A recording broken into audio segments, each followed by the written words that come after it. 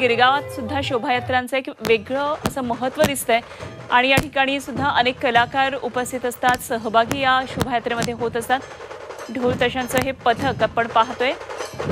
ढोलांचा निनाद या ठिकाणी सुरू आहे.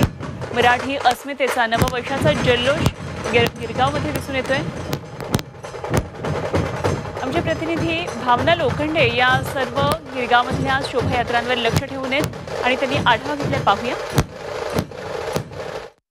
हिंदू नववर्षाची सुरुवात होतीये ती आज गुढीपाडव्याने. मी आहे आज मुंबईच्या गिरगावात. तुम्ही हा माहोल बघू शकता की गुढीपाडव्याचं काय इथे माहोल आहे. इथे माझ्या मागे ढोल पथक उभे आहे. इथे ती यात्रेची तयारी करतायत. माझ्यासोबत एक तरुणी आहे, तिला विचारते, तुला किती वर्ष झाले यामध्ये? माझं हे 9वं वर्ष आहे गुढीपाडव्याचं. आणि तुम्ही कशी प्रॅक्टिस करता?